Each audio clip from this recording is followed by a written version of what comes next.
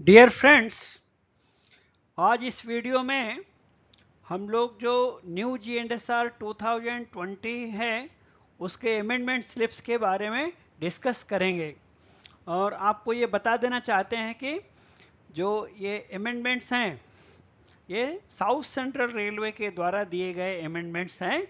सो दूसरे जोन के लोग आप अपने यहाँ के अमेंडमेंट स्लिप देख करके संतुष्ट हो जाएं और उसको हिसाब से ही काम करें। बेसिकली ये 100% साउथ सेंट्रल रेलवे के लिए अप्लीकेबल है। दूसरे जोन में थोड़ा इधर उधर डिफरेंस हो सकता है, सो इस बात का ध्यान रखें कि अमेंडमेंट स्लिप्स जोनल रेलवे के द्वारा दिया गया है, इसलिए जो SR के अमेंडमेंट्स है उसका डिस्कशन हम लोग कर रहे हैं। तो अभी तक GNSR 2020 जो न्यू GNSR है उसके total 7 amendment slips south central railway में जारी किए जा चुके हैं। उसमें से हम पहले अमेंडमेंट स्लिप के बारे में यहाँ पे डिस्कस करेंगे। तो इसमें आइटम नंबर 1, जो फर्स्ट पार्ट का आइटम नंबर 1 है, तो उसमें क्या है, GR 1.01 is amended as under that these rules may be called the Indian Railway Open Line general amendment rules 2021। तो ये रूल का नाम है, इसमें कुछ खास समझने के लिए नहीं है। Item number 2, they shall come into force on the date of their publication in the official gazette. Means ये रूल्स जिस दिन ऑफिशियल गजेट में पब्लिश होंगे उस डेट से लागू होंगे। मीन्स जैसे 19/4/2021 से ये हमारे यहाँ साउथ सेंट्रल रेलवे में लागू है। Then we will move to item number 3. Item number 3 operating point of view से इंपॉर्टेंट है। इस आइटम नंबर 3 में क्या डिस्कस किया गया है कि कलर लाइट डिस्टेंट सिग्नल, जो एक परमिसिव सिग्नल है डिस्टेंट सिग्नल, तो कलर लाइट एरिया में आजकल ऑलमोस्ट हर जगह कलर लाइट सिग्नल ही अवेलेबल है। तो कलर लाइट एरिया का डिस्टेंट सिग्नल है उसको कंबाइन किया जा सकता है with last stop signal of station in rear, यानी पिछले स्टेशन का जो LSS है, सो LSS के साथ हम डिस्टेंट सिग्नल को कंबाइन कर सकते हैं। और ये कब कर सकते हैं, अप्रूवल कौन देगा, under approved special instruction. Approved special instruction कौन इशू करता है, तो CRS, commissioner of railway safety. यानी सिग्नलिंग सिस्टम के लिए हमको CRS से अप्रूवल लेने के बाद ही ये चेंजिंग कर सकते हैं। यदि LSS में हमने डिस्टेंट सिग्नल को कंबाइंड किया तो जो डिस्टेंट सिग्नल के ऊपर P मार्कर रहता है कि परमिसिव सिग्नल है वो निकल जाएगा, क्योंकि वो ये पहले स्टॉप सिग्नल है। जब LSS के लिए लाइन क्लियर ले लेंगे, लाइन क्लियर लेने के बाद LSS को ऑफ करेंगे, तब वो डिस्टेंट सिग्नल का काम करेगा। और second option, this distant signal may be combined with IB signal, intermediate block signal means IB signal। तो IB signal के लिए भी वही रूल रहेगा कि जब स्टेशन मास्टर लाइन क्लियर ले लेगा अगले स्टेशन से और IB को ऑफ करेगा, तब ये डिस्टेंट सिग्नल की तरह काम करेगा। जब तक लाइन क्लियर नहीं लिए हैं तब तक LSS हो या IB सिग्नल हो, स्टॉप आस्पेक्ट दिखाएगा, रेड लाइट ही दिखाएगा। इसी तरह से हम डिस्टेंट सिग्नल को गेट सिग्नल के साथ भी कंबाइन कर सकते हैं। और यदि कंबाइन किए हैं तो आगे हम पॉइंट देखेंगे कि क्या क्या शर्तें लागू होती है। When a color light distant signal is combined with the LSS of station in rear, यानी कोई भी स्टॉप सिग्नल है, होम सिग्नल है या गेट सिग्नल है, उसके पीछे स्टेशन का LSS के साथ हमने डिस्टेंट को कंबाइन किया है, या किसी IB सिग्नल में हमने डिस्टेंट सिग्नल को कंबाइन किया है, तो क्या अरेंजमेंट रहेगा कि जब तक हमने उस सिग्नल को ऑफ करने की शर्तें पूरा नहीं किया है, arrangement shall be such that the signal shall not display less restrictive aspect than the stop aspect till line clear has been obtained from the station ahead in case of LSS and IB signal। तो LSS और ivy signal कोई भी हो, उसको of करने के पहले station master को ट्रेन के लिए लाइन क्लियर लेना पड़ता है। तो जब तक लाइन क्लियर नहीं लेंगे तब तक एलएसएस हो या आईवी सिग्नल हो, भले ही उसमें डिस्टेंट सिग्नल कंबाइंड है, वो स्टॉप आस्पेक्ट ही दिखाएगा, रेड लाइट ही दिखाएगा, क्योंकि अभी तक आपने लाइन क्लियर नहीं लिया है। अगले स्टेशन से लाइन क्लियर लेने के बाद जब हम एलएसएस या आईवी सिग्नल को ऑफ करेंगे, तब वो मान लीजिए कासन आस्पेक्ट आया, तो अब ट्रेन स्टार्ट कर सकते हैं, और वो सिग्नल जिसमें कासन आ गया है एलएसएस या आईवी में, अब वो डिस्टेंट सिग्नल का काम करेगा, यानी अगले एडवांस सिग्नल के बारे में पूर्व सूचना देगा। यानी ये कासन है तो अगला स्टॉप सिग्नल क्या होगा, स्टॉप होगा। और यदि ये प्रोसीड है, इसका मतलब next stop signal is also taken of. तो इस तरह ऑफ करने के बाद, एलएसएस या आईवी को ऑफ करने के बाद ही वो डिस्टेंट सिग्नल का काम करेगा। इसीलिए पी मार्कर निकाल दिया जाता है और ऑन पोजीशन में स्टॉप आस्पेक्ट ही दिखाएगा। जब तक गेट बंद है तब तक वो स्टॉप आस्पेक्ट दिखाएगा, और गेट जैसे ओपन है, जो गेट ओपन है तब तक वो स्टॉप आस्पेक्ट दिखाएगा। जब हम गेट बंद करेंगे और गेट सिग्नल को ऑफ करेंगे, तो सपोज येलो लाइट आ गई, कासन आस्पेक्ट आ गया, तभी वो डिस्टेंट सिग्नल का काम करेगा। When a color light distant signal is combined with a stop signal protecting a LC gate, arrangement shall be such that the signal shall not display a less restrictive aspect than the stop aspect. यानी LC gate जब तक बंद नहीं किया है तब तक वो गेट सिग्नल स्टॉप आस्पेक्ट ही दिखाएगा। गेट बंद करने के बाद सिग्नल जब ऑफ करेंगे तभी वो कॉशन या प्रोसीड में जाएगा और डिस्टेंट सिग्नल का काम करेगा।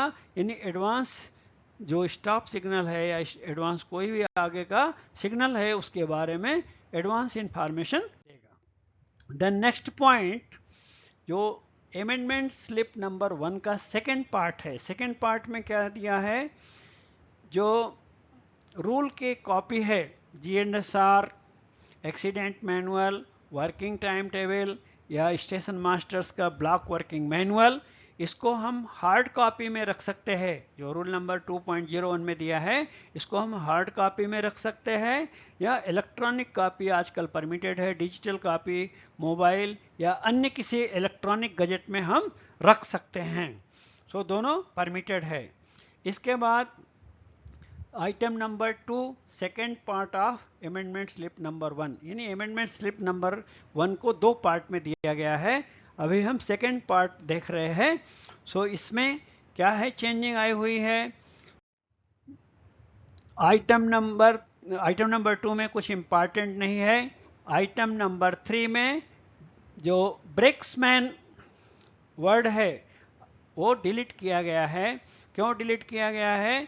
पहले पुराने टाइम में पैसेंजर ट्रेन में गार्ड के अलावा असिस्टेंट गार्ड या ब्रेक्समैन ट्रेवल करते थे, ड्यूटी करते थे। लेकिन बहुत दिनों से, पुराने टाइम से ब्रेक्समैन का पोस्ट नहीं है, ना असिस्टेंट गार्ड का कोई पोस्ट है, इसलिए ब्रेक्समैन को अब जाके डिलीट कर दिया गया है इस अमेंडमेंट के द्वारा कि ब्रेक्समैन पर्सनल इक्विपमेंट इज डिलीटेड, और जो भी ड्यूटी है पूरा गार्ड ही करेंगे। Each guard and loco pilot, इसलिए गार्ड और लोको पायलट के बारे में लिखा हुआ है कि वो लोग अपना जो ऑन ड्यूटी में रूल बुक का कॉपी रखना है वो चाहे हार्ड कॉपी रख सकते हैं या electronic copy means digital copy mobile में या अन्य किसी इलेक्ट्रॉनिक गजेट में रख सकते हैं। जैसा उदाहरण के लिए नाम दिया है GNSR, एक्सीडेंट मैनुअल या WTT वर्किंग टाइम टेबल को हम हार्ड कॉपी या सॉफ्ट कॉपी दोनों भी परमिटेड है, दो में से कोई भी रख सकते हैं। Then next amendment, this item number 4, amendment slip 1 का सेकेंड पार्ट का आइटम नंबर 4, इसमें क्या है चेंजिंग? अभी ट्रेन हमारी स्टेशन पे है, उसको स्टार्ट करने के लिए प्रोसीजर क्या है? तो ये यहाँ पे जो मेन है ब्रेक्समैन वर्ड डिलीट करने के लिए दिया गया है, अदरवाइज रूल पुराना ही है यहाँ पे कि जब स्टेशन मास्टर से ट्रेन को स्टार्ट करने के लिए परमिशन मिलेगी तो परमिशन मिलने के बाद गार्ड चेक करेंगे कि उनकी तरफ से ट्रेन रेडी है, तो क्या देंगे? व्हिसिल। जो पैसेंजर ट्रेन को स्टार्ट करने के लिए व्हिसिल दिया जाता है व्हिसिल देंगे, और डे टाइम में ग्रीन फ्लैग दिखाएंगे, और नाइट के समय ग्रीन लाइट दिखाएंगे। और इसमें ब्रेक्समैन वर्ड जो है उसको डिलीट किया गया है, उसके लिए अमेंडमेंट दिया गया है। इसमें रूल सेम है, ओनली ब्रेक्समैन वर्ड डिलीट करने के लिए इसको दिया गया है। नेक्स्ट आइटम नंबर 5, जो सेकेंड पार्ट अमेंडमेंट स्लिप 1 का सेकेंड पार्ट है, उसका आइटम नंबर 5 में इसमें भी देखो ब्रेक्समैन को डिलीट किया गया है और कुछ भी नया नहीं है। देन आइटम नंबर 6, जो अमेंडमेंट स्लिप नंबर 1 का सेकेंड पार्ट का आइटम नंबर 6 है, रूल नंबर 4.60 कि जब हमारा जर्नी कंप्लीट हो जाती है, ड्यूटी कंप्लीट हो जाती है, तो क्या ड्यूटी है, तो यहाँ भी ब्रेक्समैन वर्ड को डिलीट किया गया है। और गार्ड का ड्यूटी क्या है कि क्रू चेंजिंग स्टेशन है या लास्ट स्टेशन आ गया हमारा ड्यूटी का, तो हम ब्रेक वैन इक्विपमेंट और ट्रेन के दूसरे पेपर जो भी है हमारे पास, हम हैंड ओवर करेंगे। पार्सल लगेज सब कुछ हैंड ओवर करने के बाद प्रॉपरली सिग्नेचर जहाँ ऑब्टेन करना है, पेपर में सिग्नेचर ऑब्टेन कर लेंगे, और साइन ऑफ या साइन ऑन प्लेस जो स्टिपुलेटेड है, जो रूल के हिसाब से दिया है, जैसे कंप्यूटर में है साइन ऑफ करते हैं तो कंप्यूटर में जाके साइन ऑफ करेंगे, या रजिस्टर रखा हुआ है तो रजिस्टर में साइन ऑफ करेंगे। अब इसमें भी मेन पर्पस देने का क्या है, नया कुछ भी नहीं है, ब्रेक्समैन डिलीट किया है, इसलिए यहाँ पे रीइटरेट किया गया है दोबारा। ये काम तो हम पहले से ही कर रहे हैं। नेक्स्ट देखेंगे item number 7, amendment slip part 2 का आइटम नंबर 7 क्या है, 6.05 रिलीफ लोको के बारे में। पहले जब हम रिलीफ लोको मांगते थे तो हम फोन से किसी भी स्टेशन मास्टर, एडवांस या रियर स्टेशन मास्टर को सूचना दे सकते हैं, सेक्शन कंट्रोलर को दे सकते हैं, टीपीसी को दे सकते हैं, ट्रैक्शन पावर कंट्रोलर को, और टेलीफोन में बात हो गई तो हम यहाँ पे ब्लॉक सेक्शन में प्रोटेक्शन रूल फॉलो करते हुए वेट करेंगे, रिलीफ लोको आएगा।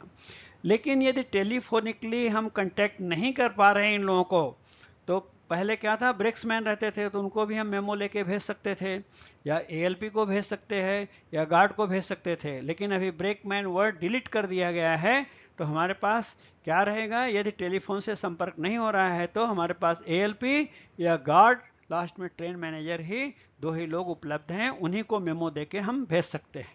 इसी तरह से नेक्स्ट जो आइटम नंबर 8 है उसमें भी उसी तरह की बात है कि जैसे आइटम नंबर 8 में क्या दिया है कि यदि ट्रेन ब्लॉक सेक्शन में without authority to proceed, without ATP प्रवेश कर गई है, इनस्पेयर्ड हो गया है, या रॉन्ग एटीपी के साथ में प्रवेश कर गई है, तो जैसे ही लोको पायलट को मालूम होता है तो उन्हें क्या करते हैं कि रिटर्न मेमो दे करके ब्रेक्समैन या एएलपी के साथ नियरेस्ट स्टेशन को भेजते हैं कि ऐसा ऐसा हो गया है।